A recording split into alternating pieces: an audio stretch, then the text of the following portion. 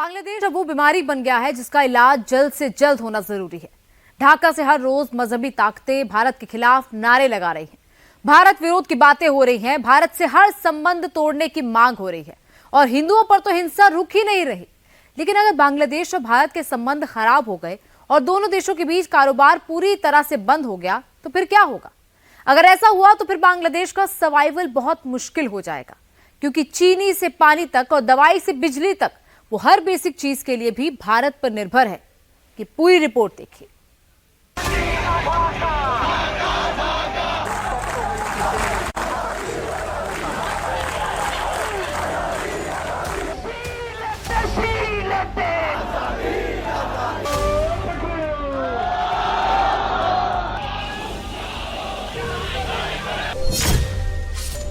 क्या बांग्लादेश के साथ मालदीव वाला ट्रीटमेंट करने का वक्त आ गया है? क्या हिंदुस्तान को बांग्लादेश का संपूर्ण बहिष्कार कर देना चाहिए? क्या बांग्लादेश के साथ अब कारोबार बंद करने का समय आ गया है?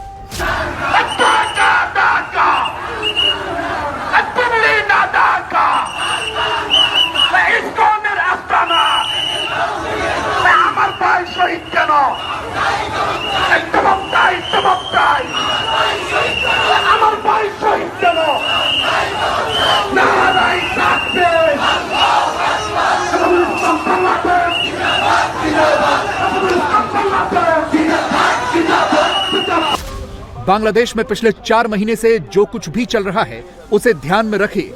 भारत विरोधी नारों को याद कीजिए, हिंदुओं पर हो रहे हमलों को याद करिए, भारत के बारे में कहे जा रहे अपशब्दों को याद कीजिए और फिर जरा बांग्लादेश का यह नक्शा देखिए। ध्यान से देखिए, बांग्लादेश 3 तरफ से भारत से घिरा हुआ है। बांग्लादेश के पश्चिम और उत्तर में भारत का पश्चिम बंगाल है। उत्तर में और पूर्व में असम का कुछ हिस्सा लगता है। पूर्वोत्तर की तरफ मेघालय है। पूर्व में त्रिपुरा और मिजोरम से घिरा हुआ है।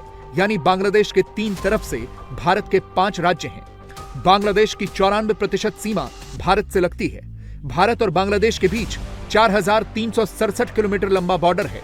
सिर्फ नीचे दक्षिण की तरफ बंगाल की खाड़ी है, यानी समंदर है। यह मैप हमने आपको इसलिए दिखाया ताकि आप ये समझ सकें कि अगर भारत ने बांग्लादेश का दाना पानी बंद कर दिया तो वो कहीं का नहीं रहेगा। भारत ने अगर बांग्लादेश के साथ ट्रेड बंद कर दिया तो भूखों मरने की नौबत आएगी। और ये कोई हवाई बातें नहीं है, भारत की तरफ से यही मांग हो रही है। कल पश्चिम बंगाल के पेट्रापोल बॉर्डर पर 20,000 हिंदुओं ने प्रदर्शन किया और मांग यही थी कि बांग्लादेश के साथ व्यापार बंद होना चाहिए। बीजेपी के शुभेंदु अधिकारी ने तो साफ कह दिया है कि बांग्लादेश के साथ जनवरी तक के लिए ट्रेड बंद किया जाए। अगर ऐसा हुआ तो बांग्लादेश में भारी तबाही आ जाएगी। आपको बताएंगे कि कैसे बांग्लादेश हर चीज के लिए भारत के ऊपर निर्भर करता है। लेकिन उससे पहले यह देखिए कि हिंदुओं और साधु संतों के खिलाफ बांग्लादेश में कौन सा नया डेवलपमेंट हो रहा है। बांग्लादेश ने मानवाधिकारों की धज्जियां उड़ाकर रख दी हैं।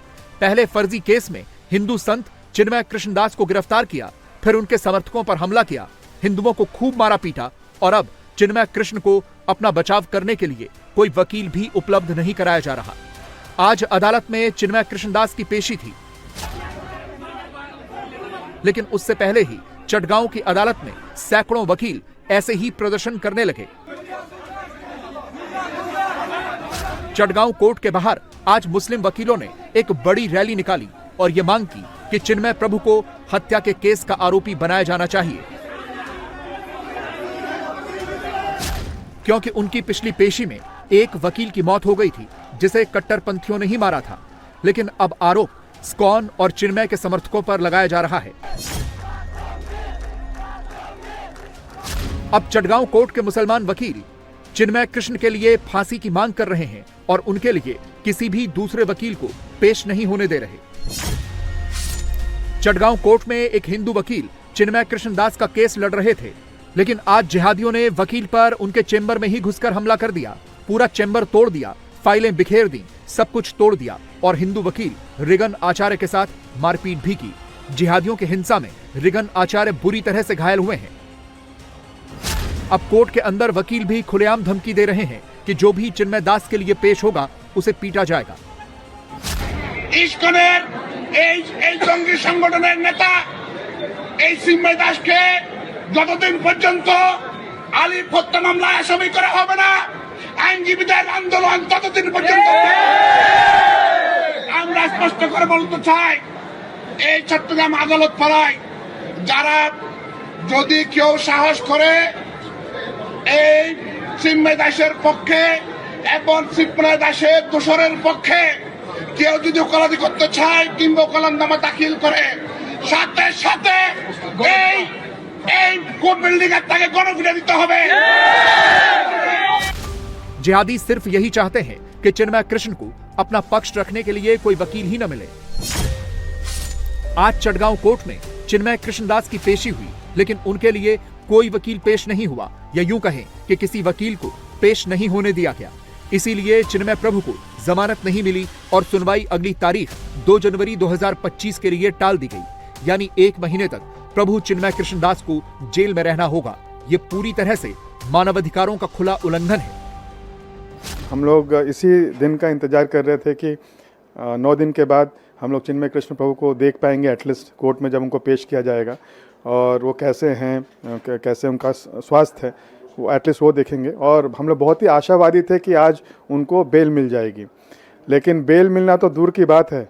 मैंने सुना आप लोग के ही माध्यम से कि उनके जो लॉयर्स थे वो भी कोर्ट नहीं पहुंच सके, तो ये बहुत ही शॉकिंग है। और हमने देखा भी कि जो पिछले बार उनके सपोर्ट में उनके जो लॉयर्स आए थे, शायद 50 से भी ज़्यादा लॉयर्स थे, तो उन लोग के घरों पर अटैक किया गया है। उनके विरुद्ध में पुलिस ने एक मामला भी फाइल किया है। तो जब ऐसी स्थिति रहेगी, ऐसे टारगेट किया जाएगा, तो भला कौन आएगा। और बहुत सारे लॉयर्स की पिटाई भी हुई है। इसीलिए मैंने एक्चुअली जो भी भक्त वहाँ से फ़ोन कर रहा है, मैं यही कह रहा हूँ कि आप लोग तिलक पानी से लगा लीजिए, पानी का तिलक कर लीजिए, कंठी एक जो गले में उसको लंबा करके पहन लीजिए, और पैंट शर्ट सामान्य जो वस्त्र हैं उनको पहन के जाइए। ऐसा हम इसलिए बोल रहे हैं क्योंकि पिछले सप्ताह जस्ट 3-4 दिन पहले आपने देखा होगा कि एक जो भक्त था, जो गृहस्थ भक्त, वो पैंट शर्ट में ही था, लेकिन उसका क्योंकि कंठी उसने पहन के रखी थी, तो उसकी इतनी बुरी तरह से पिटाई की कि उसका पूरा मुंह फट गया, पूरा मुंह लहूलुहान है। और एक दूसरे भक्त को भी कान पकड़ के लोगों ने बोला, लात मार रहे हैं उनको, और उसको बोल रहे हैं कि तुम अगर फिर से इस्कॉन में जाए तो तुमको जिंदा नहीं रहने देंगे। तो जब इस तरह की परिस्थिति हो जाती है तो और क्या हम बोल सकते हैं। इसीलिए हम उनके सेफ्टी के लिए हम लोग यही बोल रहे हैं कि जो भी फिजिकल जो बाहरी तरह से जो दिख रहा है उसको अभी के लिए फ़िलहाल मत उसको प्रैक्टिस करिए। चिन्मय प्रभु कोई आतंकवादी नहीं है, लेकिन पुलिस और जिहादी ताकतों ने हालात ऐसे बना दिए हैं कि उनके लिए कोई पेश ही नहीं हो रहा। कोई भी वकील चिन्मय प्रभु का केस नहीं लड़ना चाहता। जो हिंदू वकील लड़ भी रहे हैं, उनके साथ मारपीट की जा रही है।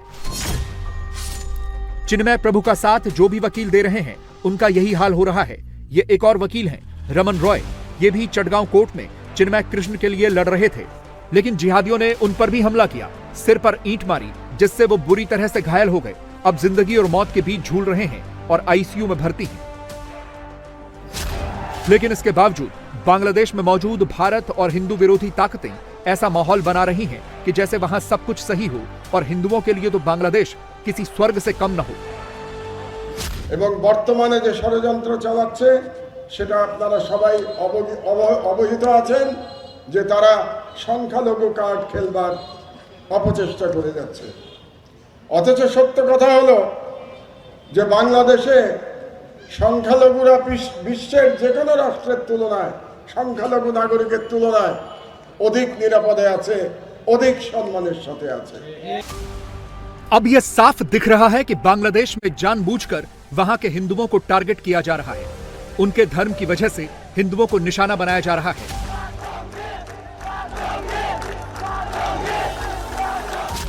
इसीलिए अब भारत से यह मांग हो रही है कि बांग्लादेश के साथ अब हर तरह का संबंध तोड़ने का वक्त आ गया है। कल ऐसे ही एक प्रदर्शन में त्रिपुरा में बांग्लादेश के असिस्टेंट हाई कमीशन के दफ्तर में हंगामा हुआ। बांग्लादेश के झंडे को यहां नुकसान भी पहुंचाया गया, जिसके बाद भारत और बांग्लादेश के बीच संबंध थोड़े और खराब हो गए।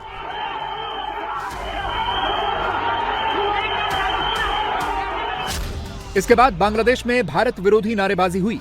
कल रात ढाका यूनिवर्सिटी में छात्रों ने भारत विरोधी नारे लगाए और प्रदर्शन किए।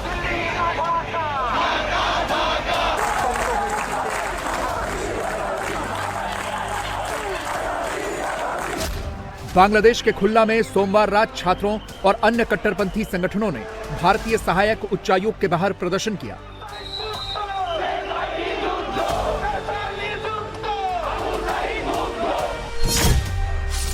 दूसरी तरफ बांग्लादेश के विदेश मंत्रालय ने ढाका में भारतीय उच्चायुक्त प्रणय वर्मा को समन किया।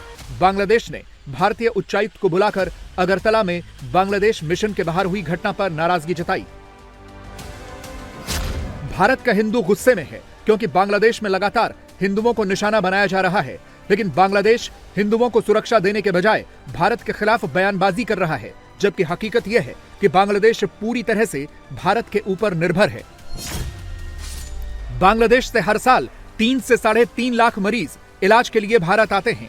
बांग्लादेश की मेडिसिन जरूरत का 30% भारत सप्लाई करता है। बांग्लादेश इकोनॉमी की बैकबोन उसकी गारमेंट इंडस्ट्री है और उसका कच्चा माल भारत से ही जाता है। बांग्लादेश सबसे ज्यादा इंडिया से रॉ कॉटन और कॉटन वेस्ट खरीदता है। 2021-22 में भारत ने बांग्लादेश को करीब 13,903 करोड़ रुपए का कॉटन निर्यात किया था। यानी अगर भारत की तरफ से कॉटन बंद कर दी गई तो बांग्लादेश की गारमेंट इंडस्ट्री बैठ जाएगी, जिसकी हालत पहले से ही खराब चल रही है। 5 अगस्त के बाद से लगातार बांग्लादेश के कपड़ा उद्योग में गिरावट आ रही है। विदेशी खरीदार ऑर्डर्स नहीं दे रहे हैं क्योंकि देश में स्थिरता नहीं है। बांग्लादेश के लोगों की रोटी भी भारत पर ही निर्भर है। बांग्लादेश भारी मात्रा में भारत से गेहूं खरीदता है। इंडिया से बांग्लादेश बासमती के अलावा दूसरी वैरायटी के चावल खरीदता है। भारत के बिना बांग्लादेश की चाय भी फीकी हो जाएगी। साल 2021-22 में भारत से बांग्लादेश ने करीब 4,800 करोड़ रुपए की चीनी खरीदी थी। मसाले भी भारत से ही सप्लाई होते हैं। 2021-22 में बांग्लादेश ने 3,681 करोड़ रुपए के मसाले खरीदे थे। बांग्लादेश ताजी सब्जियों, फल, तेल और प्रोसेस्ड आइटम्स भी भारी मात्रा में भारत से खरीदता है। 2023-24 में दोनों देशों के बीच 1,09,306 करोड़ रुपए का ट्रेड हुआ, जिसमें भारत का बांग्लादेश को कुल एक्सपोर्ट 93,642 करोड़ रुपए का था। बांग्लादेश का भारत को कुल एक्सपोर्ट 15,578 करोड़ रुपए का था। यह बात सही है कि दोनों देशों के बीच अगर ट्रेड बंद हुआ तो नुकसान भारत का ज्यादा होगा, लेकिन भारत की अर्थव्यवस्था बड़ी है, सह लेगा। बांग्लादेश को अपनी जरूरत के दूसरे सोर्स खोजने पड़ेंगे और ऐसे में उसे और ज्यादा नुकसान होगा।